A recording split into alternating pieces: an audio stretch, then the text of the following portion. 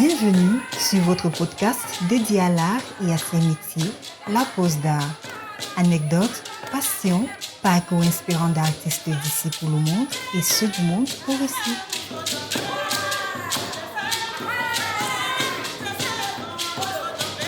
À suivre donc La Pause d'Art. Est-ce qu'avec ce qui se fait aujourd'hui, avec ces imprimés et autres, nous ne risquons pas justement de perdre la technique, de voir la technique disparaître, Carl?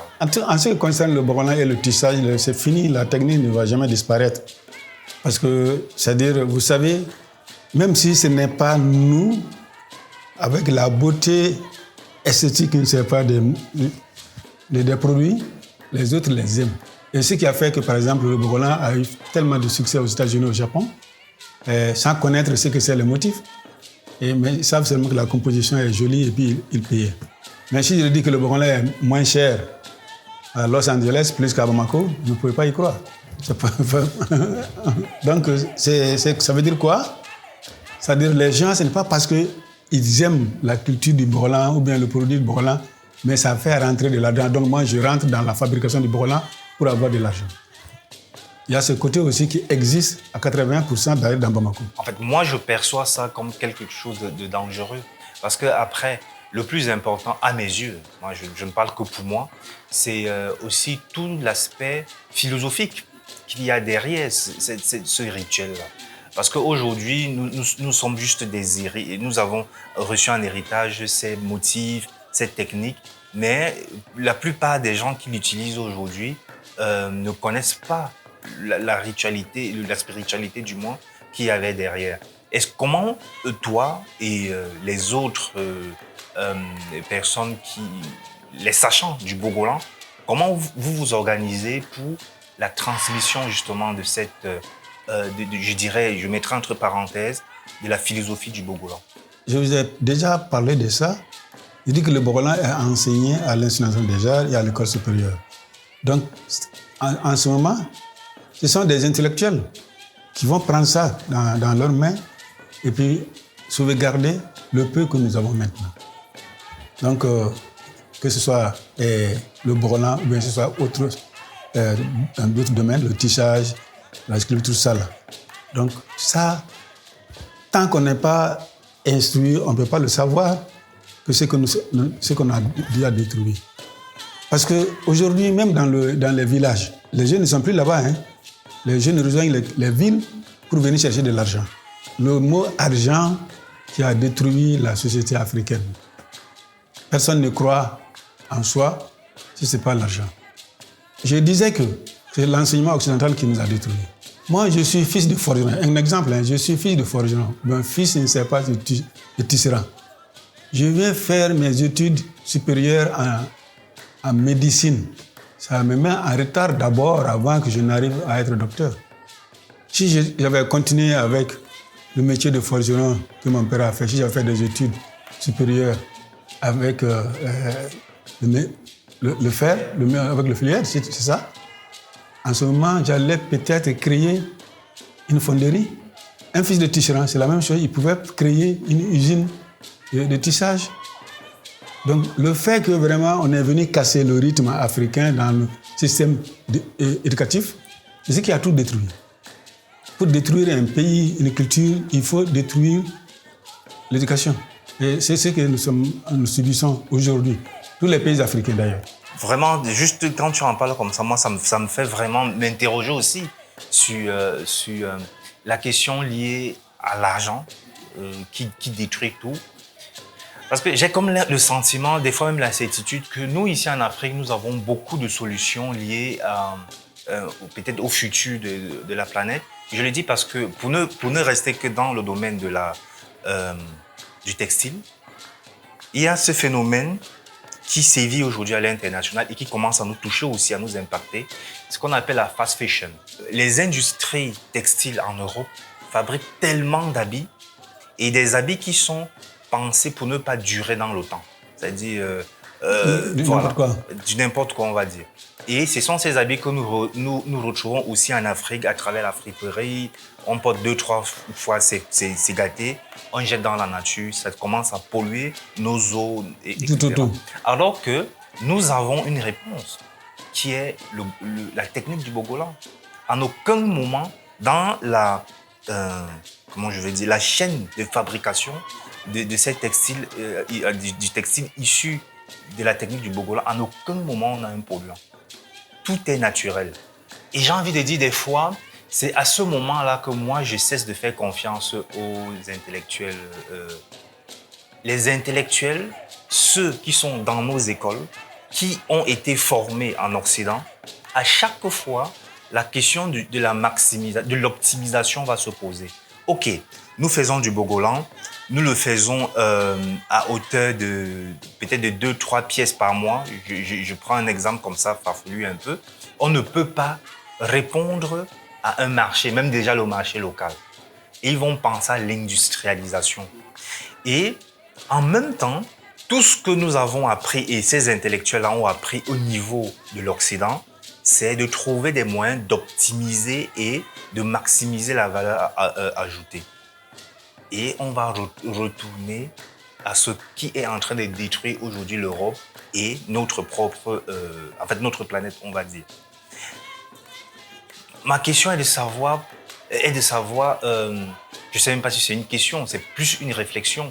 C'est de se dire, OK, mais comment nous, en Afrique, nous pouvons continuer à produire de manière artisanale et répondre à un marché. Parce qu'avec le Bogolan, je suis certain qu'il y a cette possibilité-là. C'est pourquoi moi je dis, je cesse de faire confiance aux intellectuels. Parce que, oui, on enseigne le Bogolan à l'école, mais les gens qui vont sortir de là auront les mêmes référents que l'Occident. OK, c'est intéressant. Par exemple, je prends l'exemple sur nous. Notre première exposition sur le Bogolan, c'est en 1978, la première exposition. Et à l'époque, c'est l'ancien président Alpha Oumar Konaré qui était notre ministre. Et ça trouvait qu'il avait déjà réservé 3 tableaux à l'exposition. Il nous a donné rendez-vous dans son bureau. Et quand nous sommes allés là-bas, à 2, il dit, bon, il y a 5 bourses pour aller étudier en Union soviétique. Alors vraiment, moi, je voudrais que vous partiez faire votre formation là-bas, en art. Vous savez, avant que moi je ne parle, mon collègue, celui avec qui je suis parti, il répond, il dit, hey, nous cherchons à ce que les soviétiques là viennent apprendre le Bogolan ici. Nous avons refusé. Il y a un autre ministre encore qui est venu, les Habib Balo, là. C'est comme ça qu'ils sont partis. Et encore une bourse pour Cuba. Ce jour, on était 5. Mais on dit qu'on ne part pas parce que si jamais nous, on va étudier là-bas, on va être comme eux. On va amener leur culture pour détruire notre culture. On veut que ces gens-là viennent apprendre le Bogolan au Mali. Et ça, c'était notre idée. Et ça a été concrétisé. Parce que si ce n'était pas avec les coups d'État, moi, j'ai recevais l'université de Tokyo qui venait apprendre le Bogolan. Celle-là, elle est au courant, elle a participé une fois avec moi. Les universitaires de la Hollande, d'Amsterdam, c'est la même chose. Les universitaires des États-Unis, les universitaires, je ne sais pas, de la France. Souvent même, on part faire des conférences, je ne sais pas, au niveau d'autres, dans beaucoup de continents. Donc, c'est pour vous dire que ce que vous avez dit, c'est pertinent. Qui a détruit l'Afrique, ce sont les intellectuels. Ce sont les intellectuels qui ont détruit. Maintenant, le nouveau intellectuel, les gens comme toi, comme elle, peuvent comprendre, bien vrai qu'il y a une partie qui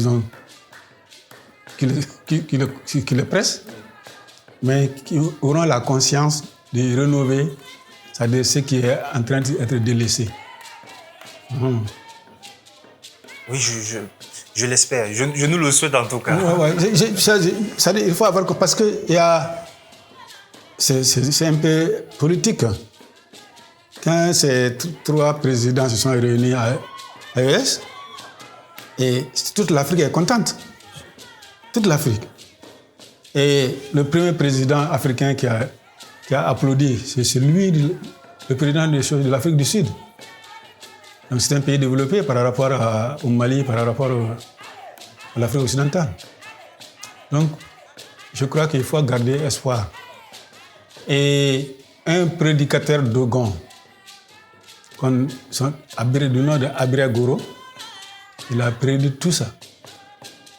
Il dit, nous allons abandonner presque notre culture et qu'à midi, que nous allons chercher une torche pour chercher où sont partis ceux que nous avons perdus.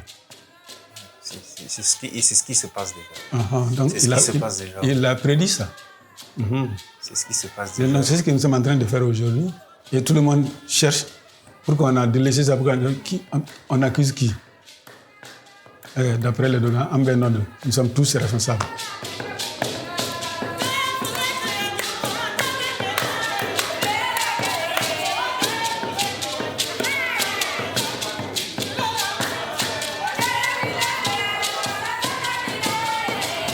La pause d'art. J'aimerais peut-être aussi qu'on aborde la question de l'appropriation culturelle.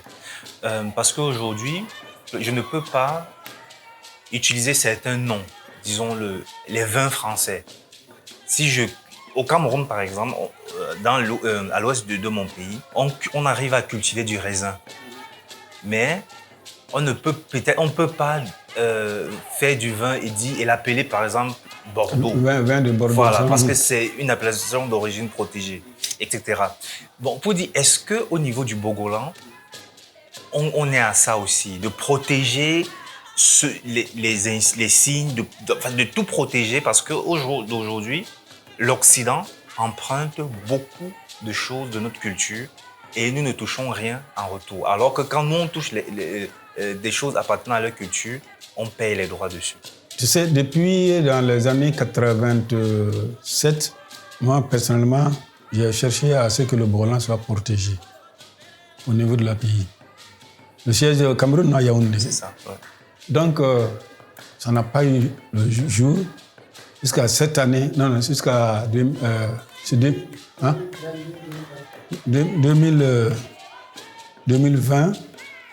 J'ai invité beaucoup d'artisans du Bogolan au niveau de ma galerie de la ACI pour qu'on puisse faire un cahier de charges, c'est-à-dire identifier tous les foyers du Bogolan au Mali et récupérer tous les motifs des différents pays, des différents foyers.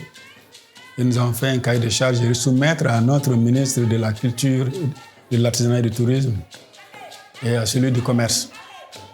Donc, ils ont signé le cahier. Le cahier est déjà parti au Cameroun, à leur pays. Et je suis le président. Lui, il est mon secrétaire administratif. Donc, le groupement existe déjà. Et bientôt, le Bogolan sera labellisé, protégé. Je suis sur le chemin. C'est une très bonne nouvelle. Moi, ça me fait chaud au cœur. Parce que c'est des choses qui, chez moi, posent beaucoup de questions. À l'ouest du pays, par exemple, il y a un tissu qui s'appelle le ndop. Et le ndop, on ne sait vraiment pas par quel mécanisme il est rentré dans le patrimoine camerounais. Presque tous les Camerounais aujourd'hui portent le ndop. Et il y a quelques années, Hermès a emprunté des motifs à ce tissu camerounais-là pour faire ces fameux foulards qui se sont très bien vendus, mais le Cameroun n'a rien perçu de cette manne financière. Bon, mais vraiment, merci beaucoup. Je crois avoir fait le tour de ce qui, moi, m'intéressait, mais si jamais il y a quelque chose que tu aimerais évoquer en rapport à notre conversation, c'est peut-être le moment. D'accord. De toute façon, nous sommes vieux maintenant. On est prêt à tout donner avant de partir. La connaissance, le savoir-faire. Tout ce que nous pouvons vraiment, nous sommes prêts à léguer ça à la jeunesse. Et vous voyez ici, j'ai suivi ce monsieur pendant près de 5 ans. J'ai dit, bon, moi je suis un artiste. Alors vraiment, les gens vous poussent à payer certains objets. Il faut créer une galerie. Alors, lui aussi, il était un peu gêné par son père, qui était un fan de la religion. musulmane, c'est-à-dire sunnistes, qui n'aiment pas ces choses-là. Donc Dieu a fait que, après son décès, le hasard a fait que il est parti chez moi me dire qu'il doit recevoir une délégation guinéenne. Il y a un ministre dedans, il y a le directeur national de la douane. Donc il faut que son bureau le bâtiment soit décoré.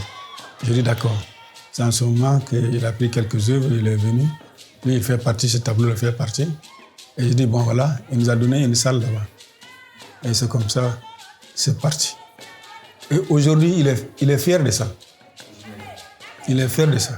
Il y a beaucoup de choses ici, c'est par force qu'on le fait payer. C'est-à-dire, on lui amène la facture, il faut payer. Et quand il voyage aussi, maintenant, il commence à payer les œuvres pour venir. Par exemple, tout ça, là, celui qui est derrière. Ah oui, mais en fait, c'est une galerie où on trouve en même temps de l'art premier, mais aussi de l'art contemporain. Ouais, tu savais, le problème de l'art en Afrique, l'art était consommé gratuitement. C'est-à-dire, on ne vend pas le produit d'artiste. Le chanteur, c'est la même chose. Tu chantes, tout le monde dit qu'il a une belle voix, et puis, point. Et ça te suffit. Maintenant, la vente de l'art, c'est l'Occident qui nous a amené ça. Et nous ne savons pas le système de vente. C'est pourquoi ils nous utilisent. Ils nous utilisent et ils vendent nos produits chers, ils payent moins cher. Ici, ils vendent cher. Donc, c'est ça. Ce qui a fait que vraiment, l'Afrique est mal partie. mais oui, et ça aussi, ça interroge vraiment la question du développement.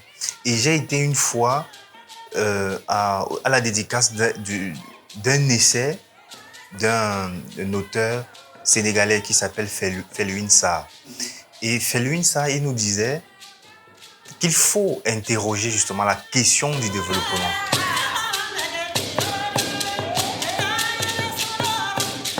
La pause d'art. Quand on parle de développement chez nous, on ne le perçoit que via le prisme de l'Occident. Et il nous a aussi lancé un défi de trouver dans nos langues maternelles le mot développement. Moi, dans ma langue maternelle, je n'ai pas pu trouver ce concept-là, le mot développement. Et pourtant, nous avons tous le mot bien-être, c'est-à-dire être bien, on a ce mot-là. Et du coup, c'est pour dire que ce truc de développement, c'est aussi quelque chose que nous devons vraiment interroger, nous les Africains. Est-ce que être développé, c'est construire des immeubles de 40 étages, des routes bitumées, etc. Et peut-être que ce n'est pas pour t'interrompre. Moi, j'ai un tableau à la maison que j'ai fait depuis dans les années 90, hein. Grand par rapport à Chi. Ça a été exposé cette année au marché. Dans la composition du tableau, il y a les buildings à ta droite. Les buildings, ce n'est pas de New York. Hein? Les gratte-ciel de New York. Et en haut, une case. Maintenant, à gauche, c'est un grand point d'interrogation. Mais c'est les hommes de gratte-ciel, ils se disent grands. Ils sont grands par rapport à qui? Parce que celui qui est dans la case à Dinangourou, dans mon village, là, lui, il ne sait même pas que les États-Unis existent. Si on analyse comme ça, là, le développement n'a pas de sens. C'est pourquoi il faut vraiment repenser le référent. Et dans cette histoire de podcast, c'est au centre de ce que nous essayons de faire, c'est de repenser les référents. Parce que nos référents sont tellement décalés par rapport à nos cultures et même par rapport, je dirais, au bien-être de l'humanité. Le monsieur dans sa case, en terre, il ne fait en aucun moment, il fait du mal à la planète. Quand il pleut dessus, même si la case s'écroule, il peut recycler la même terre et refaire sa case. Mais le bâtiment, là, dès que ça tombe, là, c'est fini. C'est fini, on ne peut plus rien faire. On ne peut pas recycler le béton. Donc, et là, vraiment, se pose la question grande par rapport... La question se pose grande par rapport... Bon, maintenant, encore, j'ai une autre idée. J'ai analysé, disons, parce que nous avons parlé c'est-à-dire la déperdition de nos cultures et de nos mœurs. Avant, on vendait le noir. Nous avons développé le continent européen ainsi bien que le continent américain. les Noirs qui ont travaillé pour développer ça. Alors, si on essaye de bien analyser, c'est le contraire qui se passe maintenant. Parce qu'on fait tout pour nous. Ce sont eux qui produisent l'argent, tout. Ce sont eux qui nous amènent, nous sommes assis, on consomme. Maintenant, ce sont eux qui sont devenus maintenant esclaves de l'Afrique. C'est comme ça, maintenant, moi, je fais la déduction.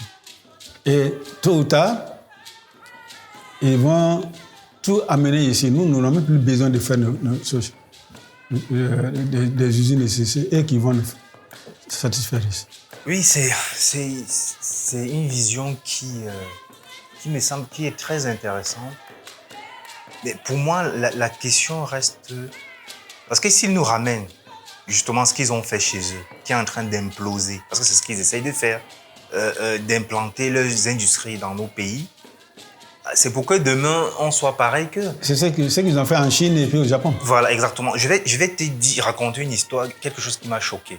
Il y a, je crois, 2 ans de cela, je vais pour une résidence à Munich, qui est un peu comme... en fait, cette zone est dite la zone industrielle, on va dire, de l'Allemagne, où il y a pas mal d'industries automobiles. Et à Munich, je me rends compte que la ville est plus verte que Yaoundé. Yaoundé qui est en pleine, je dirais, zone, voilà, dans la forêt, on va dire. On bétonne tout chez moi, mais à Munich, ils enlèvent le béton et ils plantent les arbres. Je respirais mieux. L'oxygène était meilleur à Munich que, je peux dire, en forêt chez moi.